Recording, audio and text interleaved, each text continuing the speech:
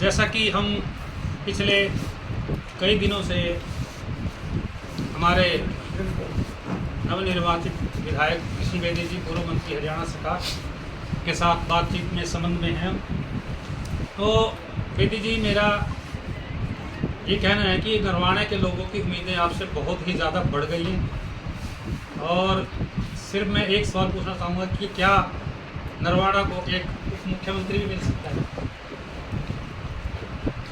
नरवाड़ा विधानसभा क्षेत्र में मुझे विधायक बनाया है। मेरे पास शब्द नहीं है, मैं 3 शब्दों में नरवाड़ा विधानसभा क्षेत्र के मतदाताओं का, भारतीय जनता पार्टी के कार्यकर्ताओं का, विभिन्न सामाजिक संगठनों का, धार्मिक संगठनों का, शैक्षणिक संगठनों का, चाहे व्यापारिक संगठन थे, सभी ने मुझे भरपूर आशीर्वाद दिया।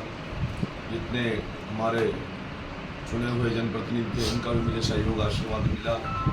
तो मैं इन सभी को कोटि कोटि नमन करता हूँ। इन मतदाताओं ने मुझे जो आशीर्वाद दिया, मैं एक विधायक के नाते नरवाड़ा को अपनी पूरी सेवाएं समर्पित करता हूँ। आपने देखा होगा परसों शाम को रिजल्ट आया था, तब से लेकर अब तक 1 सेकंड भी मैं नरवाड़ा से बाहर नहीं, और कार्यकर्ताओं के बीच में हूँ, जनता के बीच में हूँ। परंतु आप कोई मुख्यमंत्री हमारे नायब सेना जी बनेंगे, ये केंद्रीय नेतृत्व ने तय कर दिया। उप मुख्यमंत्री का मुझे लगता है प्रोविजन होता है या कुछ ऐसा होता है। मैं कार्यकर्ता के नाते मेरी जो जिम्मेवारी है, विधायक की जिम्मेवारी है, मैं उसको पूरी तरह निभाने का काम करूँगा। ये सब खाम खा के बनते हैं कि क्या बढ़ना है क्या नहीं बढ़ना है, ये सब तय है, संगठन का तय करना है। और कोई जिम्मेवारी संगठन देगा तो लेंगे, और नहीं तो किसी प्रकार की भारतीय जनता पार्टी में नरवाणे के लोगों की सब मांग है। गलतफहमी पालने की ना तो मुझे आदत है, ना मैं इसको इस तरह की सोच रखता हूँ।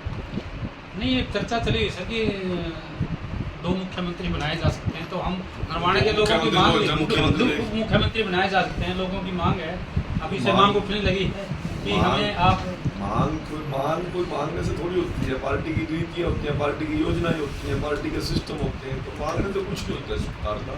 और हरियाणा में इस प्रकार का कभी कोई प्रोविजन रहा नहीं, और जब हमारी फुल मेजोरिटी की सरकार है तो मुख्यमंत्री का भी क्या आवश्यकता नहीं। तो सर एक आपकी उससे अलग पूछ रहा हूँ क्वेश्चन कि सारे इतनी उम्मीदें लगाए बैठे थे कांग्रेस के, तो कांग्रेस की हार में आप क्या कारण मानते हैं? पार्टी से अलग बात पूछ रहा हूँ।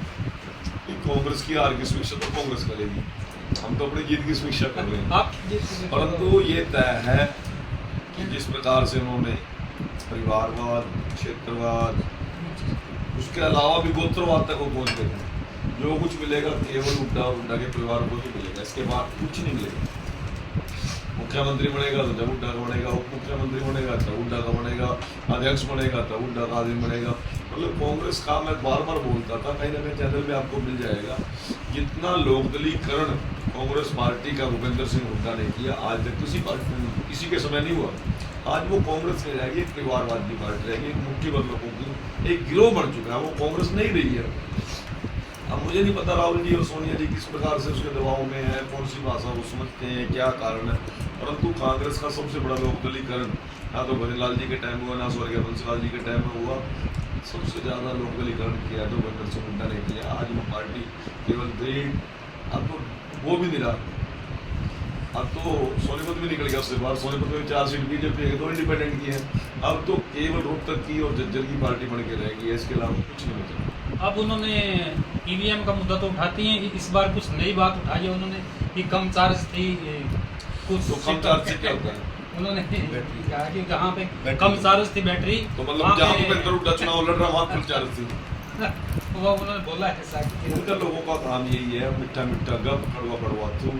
जीत गए तो ईवीएम ठीक थी, हार गए तो मतलब ईवीएम खराब थी। ईवीएम किसी की बापोती थोड़ी है। ये जो मुख्यमंत्री यदि का मुद्दा था, ईवीएम वाला मैटर था तो फिर 90 मतम तो एक भी देवा तुमने, तो बात दिन क्यों देवा तुमने? जब तो 70 सीटें दिखा रहे थे, जब तो वो ढोल बजा रहे थे, वो घोड़े गाड़े अपनी मतान्य तुम जैसे के दिखा रहे थे वहाँ। अब हार गए तो ईवीएम। ये रूटीन का जीवन है इन लोगों को। स्वस्थ लोकतंत्र में हार पचाने का भी दम होना चाहिए और जीत को हजम करने का भी दम होना चाहिए। हम 40 साल सबसे ज़्यादा विपक्ष में यदि कोई दल रहा है तो भारतीय जनता पार्टी रही है। हमने तो कभी आरोप लगाया, भारतीय जनता पार्टी ने कभी असरंडी रोया ही नहीं।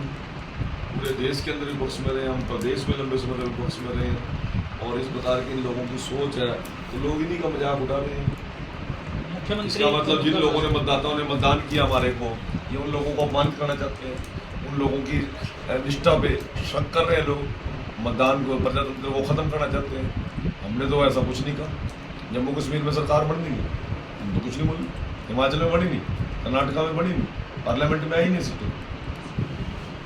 नरवाना विधानसभा की बात करें तो किस प्रकार की समस्या आपने देखी हैं और क्या कुछ करने वाले हैं उसके लिए?